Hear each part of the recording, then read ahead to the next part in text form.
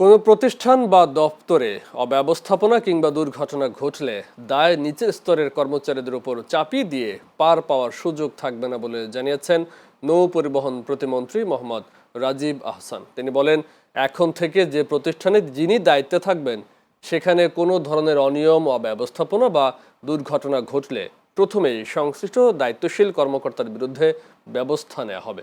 পাশাপাশি ঘটনার সঙ্গে জড়িতদের চিহ্নিত করে তদন্তের মাধ্যমে প্রয়োজনীয় পদক্ষেপ নেওয়া হবে।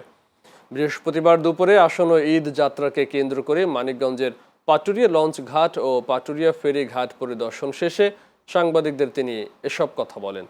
এ সময় BIWTA chairman rear admiral Arif Ahmed Mostafa সহ সংশ্লিষ্ট বিভিন্ন দপ্তরের কর্মকর্তারা উপস্থিত ছিলেন। এবার আমরা নতুন একটি বিষয় আমাদের কর্মকর্তাদেরকে নির্দেশনা দিচ্ছি এবং এটি মাননীয় প্রধানমন্ত্রীর নির্দেশনা। সেটি হলো যে যেই ওয়ার্কিং স্টেশনে যিনি চিফ হিসেবে দায়িত্বশীল থাকবেন ওই জায়গার কোনো ধরনের অব্যবস্থাপনার জন্য সবার আগে তাকে জবাবদিহিতার আওতায় আনা।